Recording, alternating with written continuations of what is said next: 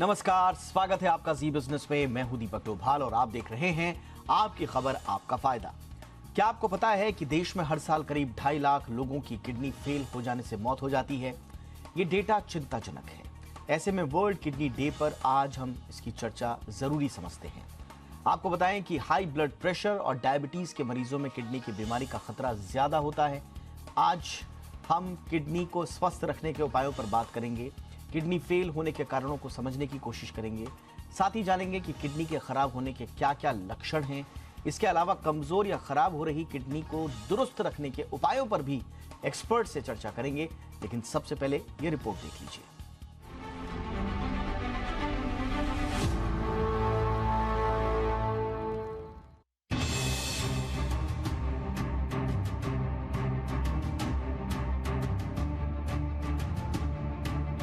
ये एक सच्चाई है कि हम जितना हार्ट और शुगर की बीमारियों को लेकर अवेयर रहते हैं, उतना किडनी को लेकर नहीं होते। जबकि किडनी हमारी बॉडी के सबसे जरूरी अंगों में से एक है। एक आंकड़े के मुताबिक देश में हर साल करीब 2.5 लाख लोगों की किडनी फेल हो जाने के चलते मौत हो जाती है। वहीं देश में करीब 8 करोड़ लोग किडनी की बीमारी से जूझ रहे हैं। लगे हाथ आपको बता देते हैं कि आखिर किडनी का दुरुस्त होना क्यों इतना जरूरी है।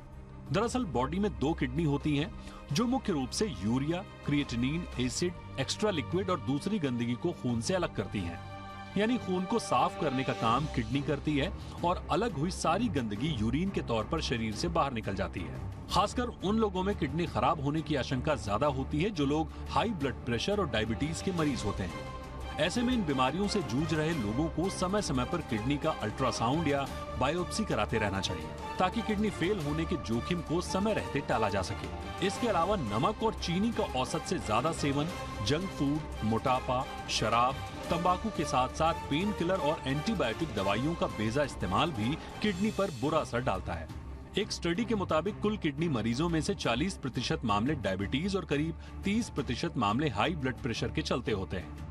आमतौर पर ज्यादातर लोग क्रोनिक किडनी डिजीज यानी सीकेडी से पीड़ित होते हैं। शुरुआती दौर में आमतौर पर इसके कोई लक्षण नहीं दिखते, लेकिन जैसे जैसे किडनी खराब होती जाती है, पैरों में सूजन, थकान महसूस होना, उल्टी आना, कमर में दर्द, यूरिन का गाढ़ा पीला रंग, भूख कम लगने के लक्षण उभरने लगते हैं। किडनी की बीमारी के अंतिम चरण में होने पर डायलिसिस या किडनी ट्रांसप्लांट करनी पड़ती है। कम पानी पी रहे हैं तो किडनी को खतरा हो सकता है। ऐसे में पर्याप्त मात्रा में पानी का सेवन करें। विशेष रूप से गर्म पानी का सेवन करने से गुर्दे को शरीर से सोडियम, यूरिया और जहरीले विषाक्त पदार्थों को साफ करने में मदद मिलती है। वहीं डेली एक्सरसाइज के साथ हेल्दी फूड लेने के साथ मोटापे को कंट्रोल में रखने से किडनी की बीमारी से दूरी बनाई जा सकती है। अगर ऐसा करते हैं तो किडनी भी फिट रहेगी और जिंदगी भी हिट रहेगी। ब्यूरो रिपोर्ट, जी मीडिया। खास मेहमानों का पैनल इस वक्त हमारे साथ चर्चा के लिए जुड़ चुका है। सबसे पहले आज के मेहमानों से आपका परिचय करा दें।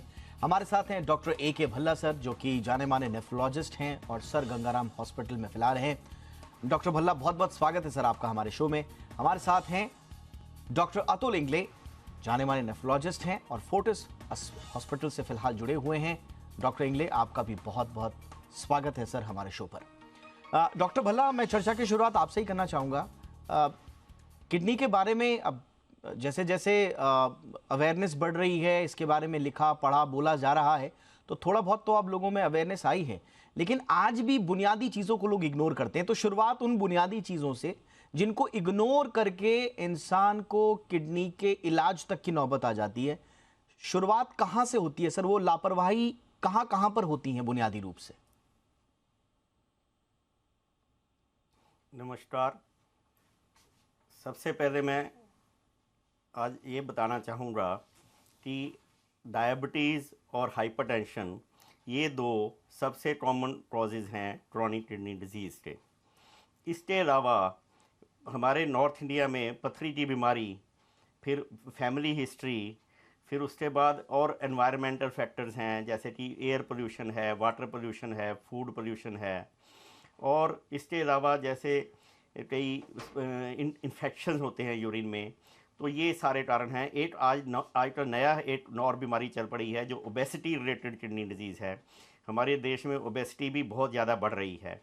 तो ये जो कॉमन कॉजेज़ 5-6 मैं बताए हैं, जैसे कि डायबिटीज़, हाइपरटेंशन, फैमिली हिस्ट्री, पथरी की बीमारी और पेन किलर्स, देसी दवाइयाँ, आयुर्वेदिक दवाइयाँ, इन्फेक्शंस, एनवायरमेंटल फैक्टर, ये सारे कारण हैं किडनी की बीमारियों के। तो इसको हम वर्नरेबल ग्रुप बोलते हैं, जो कि हाई रिस्क पॉपुलेशन है, जिनमें किडनी की बीमारियां ज़्यादा चांसेस हैं होने के। तो हमें सबसे कॉमन जो कॉज डायबिटीज़ है, तो डायबिटीज़ के जो टाइप 2 डायबिटीज़ होती है, जो एडल्ट्स में होती है, उनमें ये रिकमेंडेड है कि हर साल उनका यूरिन का प्रोटीन का टेस्ट होना चाहिए, क्रेटिनिन की टेस्ट होनी चाहिए। तो ये 2 टेस्ट ज़रूरी हैं, जो मिनिमम टेस्ट हैं, बहुत सस्ते टेस्ट हैं, आप आराम से 200, 250, 300 रुपये में ये टेस्ट हो सकते हैं। तो ये हर साल करने चाहिए, जो कि मैंने देखा है प्रैक्टिस में कि डायबिटीज़ वाले पेशेंट ये टेस्ट नहीं करवाते हैं। और अनफॉर्चुनेटली जो किडनी की बीमारी है, जब तक 70-80% किडनी दोनों डैमेज ना हो जाएं, तब तक ये किडनी की बीमारी के लक्षण आते ही नहीं हैं। इसलिए बहुत ज़रूरी है कि हम अर्ली डिटेक्शन और स्क्रीनिंग करें हर डायबिटिक पेशेंट की, हर हाइपरटेंसिव पेशेंट की, हर फैमिली हिस्ट्री जिसकी किडनी की है उसमें उसके मेंबर्स की, और हर डायबिटीज़ किडनी पेशेंट के फैमिली मेंबर्स की। तभी जाके आप इस बीमारी को अर्ली डायग्नोज कर सकते हैं और प्रिवेंट भी कर सकते हैं और उसकी प्रोग्रेशन को स्लो भी कर सकते हैं। All right sir. English sir, doctor Bhalla ने बताया कि वल्नरेबल ग्रुप कौन सा है, जिनको डायबिटीज़ है, जिनको हाइपरटेंशन है, पथरी का प्रॉब्लम है या फिर फैमिली हिस्ट्री है। ये उन्होंने मोटा मोटा बताया कि ये लोग ज़्यादा वल्नरेबल हैं, ज़्यादा संवेदनशील हैं किडनी की बीमारियों के होने के। लेकिन इसके अलावा ऐसे कौन से आम लक्षण हैं सर जिनको इग्नोर नहीं करना चाहिए? कई बार कहा जाता है ना, जैसे भल्ला सर भी कह रहे थे कि आप रूटीन चेकअप कराएं, साल में एक बार तो कराएं, लेकिन वो रूटीन चेकअप खुद से नहीं करता है आदमी, जब तक कि कुछ सिम्टम ना आए, जब तक कि कुछ लगे ना कि अंदर गड़बड़ हो रहा है। तो वो कौन से सिम्टम्स हैं सर जिनको बिल्कुल भी इग्नोर नहीं करना है, फटाफट से जाके चेकअप करा लेना है? नमस्कार दीपक जी। नमस्कार। ये बहुत इम्पोर्टेंट सवाल है। देखिए, किडनी की 90% बीमारियां जो रहती है वो उसमें सिम्टम्स जल्दी आते नहीं है, सिम्टम्स काफ़ी लेट आते हैं। और पर्टिकुलरली आप अगर क्रॉनिक किडनी डिसीज़ देखोगे तो क्रॉनिक किडनी डिसीज़ ये स्क्रीनिंग के ऊपर डायग्नोस किया जाता है, ना कि पेशेंट आपके पास चलते आएगा कि हाँ मेरे को फलाना फलाना तकलीफ हो रही है। बाय द टाइम पेशेंट आपके पास आता है, जैसा कि सूजन हो, वॉमिटिंग हो, नॉशिया हो, या यूरिन में कलर चेंजेस हो, या what ever it is, by that time the CKD का जो स्टेज रहता है वो काफ़ी एडवांस हो चुका रहता है। सो भल्ला साहब ने तो परफेक्ट बताया कि कुछ केसेस में आपको रेगुलर स्क्रीनिंग करते रहना चाहिए। जैसा कि आपको मालूम है सीकेडी का number 1 cause is diabetes and number 2 cause is hypertension. तो ये मरीजों को तो रेगुलरली एवरी 6 मंथ्स और एवरी ईयरली आपके कंसल्टिंग नेफ्रोलॉजिस्ट के एडवाइस के अनुसार चेक करते रहना चाहिए। बट ये इसमें मैं कुछ बाकी की कैटेगरीज ऐड करना चाहूँगा। फॉर एग्जाम्पल, अपने पास बहुत सारे लोग हैं जिसको अपन बोलते हैं पेन किलर एब्यूज, मतलब ओवर द काउंटर मेडिकेशन। कुछ भी छोटा मोटा दर्द हो गया वो काउंटर पे जाके दर्द की दवाई खा लेंगे। दूसरी कैटेगरी होती है पथरी की बीमारी। पथरी की बीमारी काफ़ी कॉमन है, लोग ऑफन निग्लेक्ट करते हैं। तीसरा होता है रिपीटेड यूरिनरी ट्रैक इन्फेक्शन, जो फीमेल्स में कॉमन होता है। अभी ये 2-3 कैटेगरीज एडिशनल ऐसे है, ये कैटेगरीज ने पर्टिकुलरली खुद की तरफ ध्यान देना चाहिए कि कहीं अपने को कई किडनी अफेक्ट हो रही है क्या, specially particularly chronic kidney disease. So मेरे ख्याल से ये 2-3 कैटेगरीज और ऐड कर दिए उसमें तो ज़्यादा ठीक रहेंगे। और patient will never come to you with the symptoms. Patient awareness बढ़ाने से ही पेशेंट खुद डॉक्टर के पास जाएगा, या he will ask for the test himself. Absolutely sir. अब मैं आप दोनों से बहुत ही आम जो चीज़ें हैं जो रिलेटेड हैं, मैं आपसे एक एक करके उन सवालों को लेकर आऊँगा जो हमारे दर्शकों ने हमें भेजे हैं और हमने भी आपस में डिस्कस करके इन सवालों पर बात की है। भल्ला सर, एक आम सवाल ये है कि महिलाओं में ख़ासतौर से वो बोलती हैं साहब हमारा तो बीपी लो रहता है। भले ही वो जैसा सर ने बताया कि पेन किलर अब्यूज़ जो है वो ज़्यादातर महिलाओं में देखा जाता है, दर्द को लेकर बार बार पेन किलर खाने की आदी हो जाती है, एक तरह से मजबूरी भी होती है, घर का काम, ऑफिस का काम, बाकी तो ज़्यादा पेन में वो रहती हैं। लेकिन कहती हैं कि नहीं, हमें किडनी का प्रॉब्लम नहीं हो सकता बिकॉज हमारा बीपी तो लो है। तो क्या बीपी लो होने पर भी किडनी से रिलेटेड प्रॉब्लम हो सकती हैं, क्योंकि हाइपरटेंसिव लोगों को कहा जाता है कि ज़्यादा वल्नरेबल हैं? मोस्टली वैसे लो बीपी ऐसे कोई बीमारी नहीं होती है, तो उसके लिए कारण ढूंढना चाहिए हमें। जैसे कोई हार्ट की कोई बीमारी तो नहीं है, किसी के हार्ट की वीकनेस हो सकती है, हार्ट मसल्स की वीकनेस हो सकती है। मोस्टली जो किडनी पेशेंट्स होते हैं, एक क्रॉनिक ग्लोमेरुलोनेफ्राइटिस होता है और एक क्रॉनिक इंटरस्टिशियल नेफ्राइटिस होता है। जो इंटरस्टिशियल नेफ्राइटिस होता है उसमें यूजली बीपी नॉर्मल रहता है, हाई नहीं होता है, पर एज सच लो बीपी को यूजली ऐसी कोई बीमारी नहीं है। हाँ, अगर किसी में कोई वीकनेस है, हीमोग्लोबिन लो है, कुछ विटामिन डेफिशिएंसीज हैं, तो वो विटामिन डेफिशिएंसीज को हमें करेक्ट करना चाहिए और कारण ढूंढना चाहिए, कोई और बायोकेमिकल इन्वेस्टिगेशन करनी चाहिए। पर ऐसा कोई नहीं है कि भी किडनी लो बीपी के साथ और या लो बीपी के साथ किडनी की बीमारी नहीं होएगी, ऐसा कुछ नहीं है। हाँ, पेन किलर जैसे कि डॉक्टर हिंडरे ने बताया, पेन किलर अननेसेसरी और अनइंडिकेटेड यूज़ जो है वो किडनी के लिए ठीक नहीं है, और वो जो किडनी को लॉन्ग टर्म में इंटरस्टिशियल नेफ्राइटिस करता है, और उसमें यूजली पता भी नहीं लगता है क्योंकि बीपी भी नॉर्मल रहता है, यूरिन भी अच्छा आता रहता है, पैरों में स्वेलिंग भी नहीं आती है। तो वो जो एक होता है पेन किलर्स के साथ किडनी का रिलेशन, किडनी डिजीज़ का, वो ज़रूरी है कि आप पेन किलर अवॉइड करो। यहाँ मैं एक और चीज़ ऐड करना चाहूँगा कि ये आजकल एक नई चीज़ चल पड़ी है, जो जिम पाउडर लेते हैं, जिम में प्रोटीन पाउडर लेते हैं। वो प्रोटीन पाउडर खासकर जो एडोलेसेंट हैं, यंग जवान लड़के हैं, कॉलेज गोइंग लड़के हैं, वो जिम में जाके खूब प्रोटीन्स खाते हैं, और हमारे पास पेशेंट आ रहे हैं जो किडनीज डैमेज होते हैं प्रोटीन के साथ। इतना ज़्यादा हाई प्रोटीन खाने से 8-8 अंडे खाते हैं, तो 8 अंडे खाने से, प्रोटीन पाउडर खाने से किडनी को एक तरह से हाइपर फंक्शन और हाइपर फिल्ट्रेशन होती है, और उससे फिर किडनी डैमेज होते हैं। हर महीने मेरे पास एक लड़का ऐसे कॉलेज से आ रहा है जो इस तरह किडनी डैमेज करके आ रहा है। और सर, तो ये भी मैं इसी आपके माध्यम से बताना चाहूँगा। और इसी में एक और चीज थी सर, कि प्रोटीन पाउडर तो एक्स्ट्रा प्रोटीन हो गया जो वो खा रहे हैं अपार्ट फ्रॉम देयर डाइट, लेकिन कई लोगों की डाइट में एक्स्ट्रा प्रोटीन भी हो जाता है, मसलन चिकन ज्यादा खाना, नॉनवेज ज्यादा खाना, तो ऐसे लोगों को भी क्या खतरा होता है सर?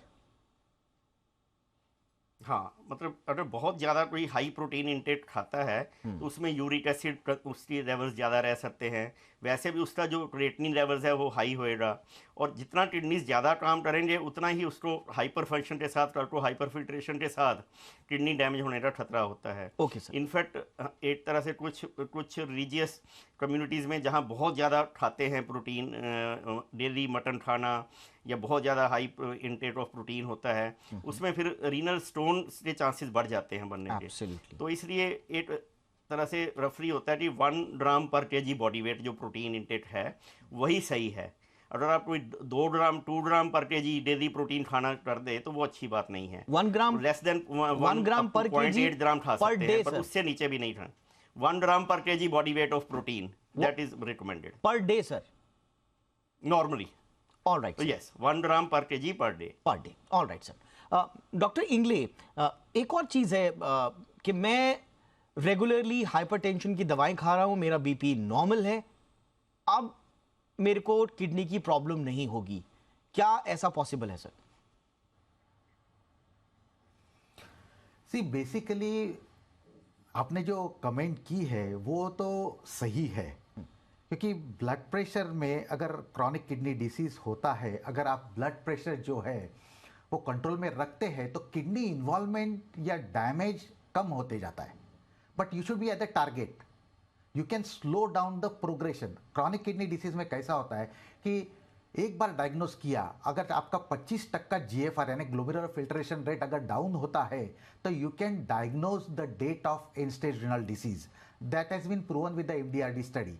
सो ये जो प्रोग्रेशन है as per the KDIGO guidelines, ये प्रोग्रेशन आप स्लो कर सकते हैं, early detection and early treatment. So if you consider blood pressure तो try to control blood pressure somewhere around 130/80, एंड अगर वो कंट्रोल बराबर है तो मेरे ख्याल से किडनी क्रॉनिक किडनी डिसीज का प्रोग्रेशन जो है वो स्लो डाउन कर सकते हैं।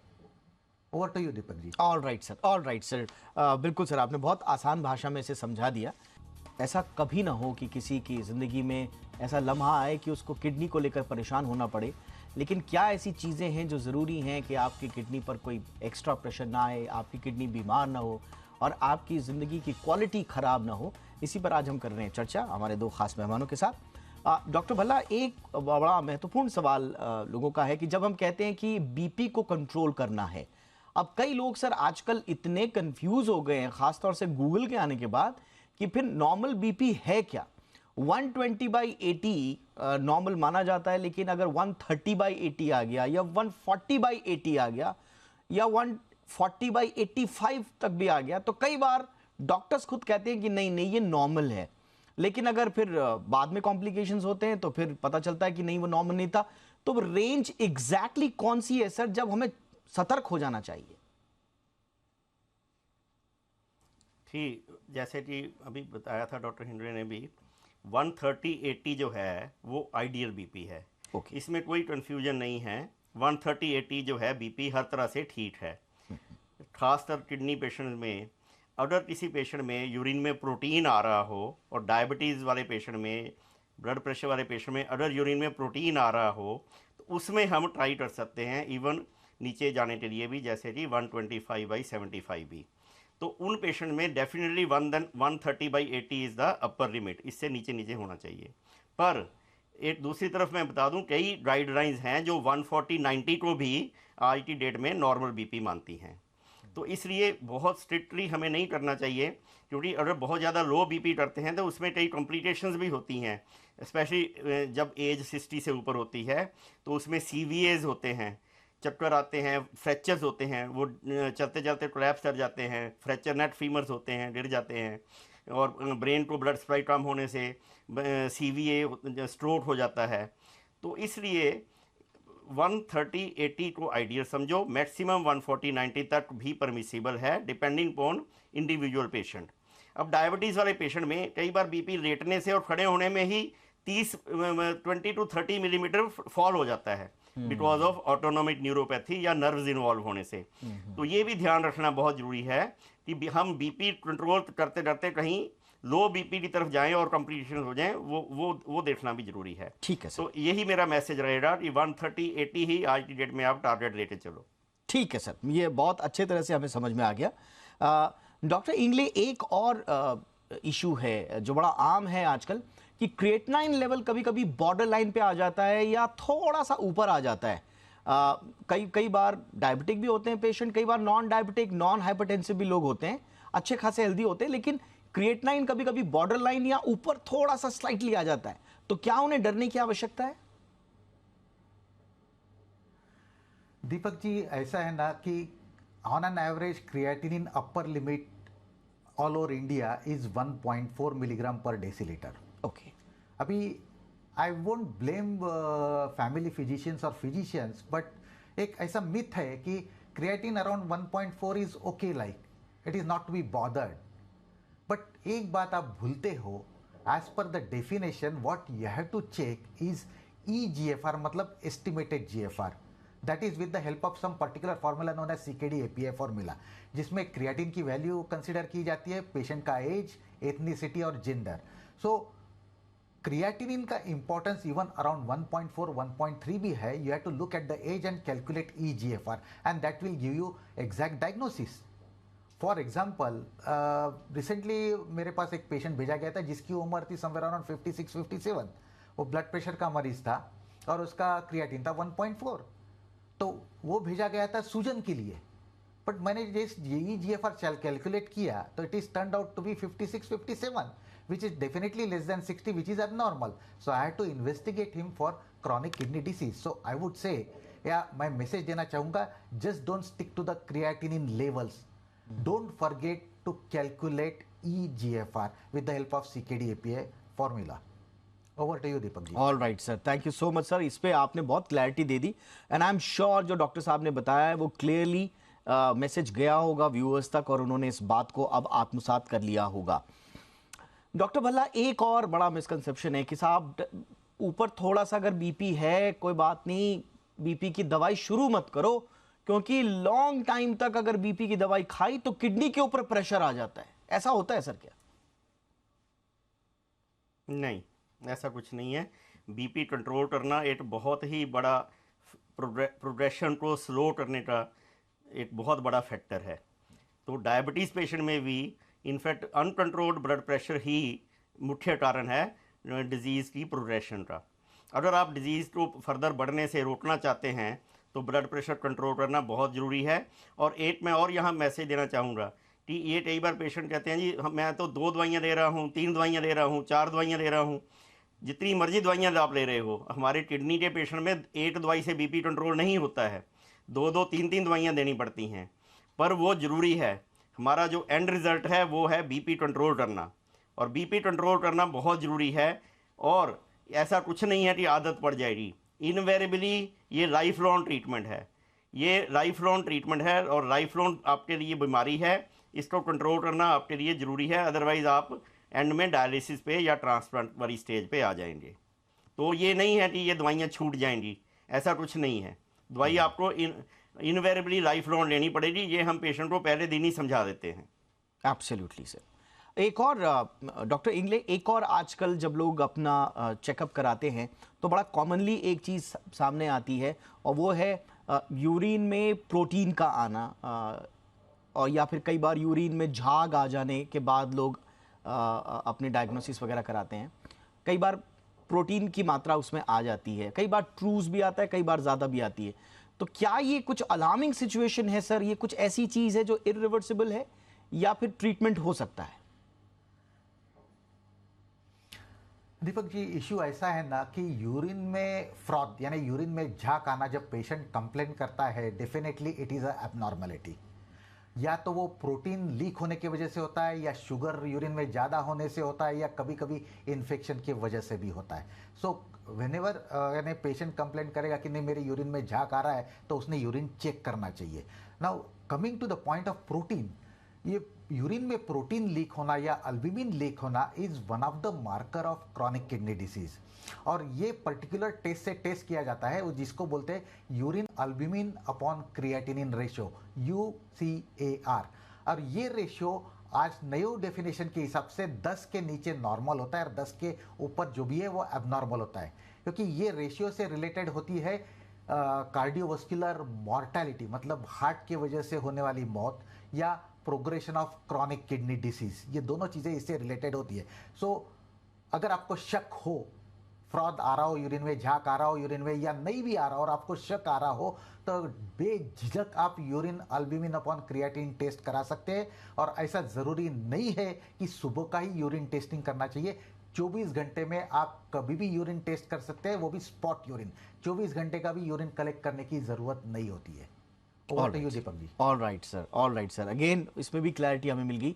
डॉक्टर भल्ला, एक और कॉमन चीज़ है कि यूरिन में स्मेल आ रही है सर, तो क्या ये स्मेल का किडनी से कोई कनेक्शन है? डायबिटीज़ पेशेंट में अनकंट्रोल्ड शुगर होने से, यूरिन में शुगर बहुत ज़्यादा होने से कई बार यूरिन की स्मेल आ सकती है। ये कीटोन्स पॉजिटिव हों अगर, तो उसमें स्मेल आ सकती है। इन्फेक्शंस यूरिन में पायूरिया हो, उसमें स्मेल आ सकती है। तो ऐसा जैसे ये कोई ऐसे नॉन स्पेसिफिक सिम्टम है, कोई डेफिनेट ऐसा सिम्टम नहीं है, तो उसके लिए हमें एक्चुअली यूरिन टेस्ट करना चाहिए, urine routine examination, urine culture, और उसके बाद ही हम बता सकते हैं कि इसका क्या कारण है। ऑल राइट सर, एक आखिरी सवाल इंग्ले सर, जो लोग लगातार स्मोकिंग करते हैं, जो रेगुलर ड्रिंक करते हैं, उनके कितने ज्यादा चांसेस हैं बजाय कि नॉन स्मोकर नॉन ड्रिंकर्स के किडनी की डिजीज होने के सर? एक बहुत ही महत्वपूर्ण सवाल है दीपक जी।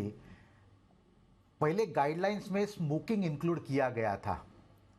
ये मैं बात कर रहा हूँ 2001-2002 की, जब NKF के डॉ की गाइडलाइंस आई थी। तो वो टाइम पे हमने खुद एक छोटा स्टडी कंडक्ट किया था, क्योंकि अपने देश में तंबाकू सेवन, मतलब वो जो मावा गुटखा सो कॉल बोलते हैं, उसका सेवन बहुत ज़्यादा है। तो वो मैंने नॉर्मल एज ग्रुप, मतलब 20 के 40 के एज ग्रुप में चेक किया था, जिनको कोई सिम्टम्स नहीं है, कोई डायबिटीज़ ब्लड प्रेशर की हिस्ट्री नहीं है, और वो सब पेशेंट्स को, यानी वो ऑब्जेक्ट्स को यूरिन में प्रोटीन्स पॉजिटिव थे, उनका किडनी फंक्शन कम था, उनका लिपिड्स एबनॉर्मल था, उनको बॉर्डरलाइन डायबिटीज़ था, सब कुछ प्रॉब्लम है। So tobacco, whether it's a smoking or a chewing, is a very big risk factor. As far as alcohol is considered, alcohol directly or indirectly affects the kidney function, but primarily it affects the liver function, और उसके बाद में secondarily kidney के ऊपर असर होता है। ऐसा तो कुछ स्टडीज नहीं है कि जिसमें बताया हो कि अल्कोहल का डायरेक्ट इफेक्ट किडनी के ऊपर दिख रहा हो। हाँ, इनडायरेक्टली जैसा कि ब्लड प्रेशर फ्लक्चुएशन या डायबिटीज फ्लक्चुएशन उसके वजह से किडनी अफेक्ट होती है, बट टोबैको का तो डायरेक्ट असर होता है किडनी के ऊपर। एब्सोल्युटली सर, बहुत कम Over to you, शब्दों में दीपक जी। आपने बहुत क्लैरिटी से समझा दिया। Thank you so much sir, आप दोनों का बहुत बहुत शुक्रिया। आई एम श्योर कि बहुत सारी भ्रांतियां, बहुत सारी धारणाएं स्पष्ट हुई होंगी हमारे दर्शकों की। और किडनी एक ऐसी चीज़ है जिसको थोड़ा सा भी अगर आपने लापरवाही की तो शायद आपकी ज़िंदगी की क्वालिटी, जैसा हमने कहा, कि थोड़ा सा ख़राब हो सकती है। हाँ, एक चीज़ ज़रूर है कि जिन लोगों को किडनी की प्रॉब्लम हो भी जाती है उनके लिए भी इलाज मौजूद है, और अलग अलग उनके लिए दवाइयाँ हैं, ट्रीटमेंट्स हैं, तो उस पर भी कोई घबराने की आवश्यकता नहीं है। कई बार कई कारणों से किडनी की प्रॉब्लम हो सकती है, तो अगर हो भी जाए तो घबराना नहीं है। आपने ज़िंदगी को उस हिसाब से बस ढाल देना है। सब कुछ मौजूद है, ट्रीटमेंट मौजूद है, डॉक्टर्स और उनकी सलाह मौजूद है। बहुत बहुत शुक्रिया डॉक्टर ए.के. भल्ला सर, आपने वक्त निकाला हमारे दर्शकों के लिए।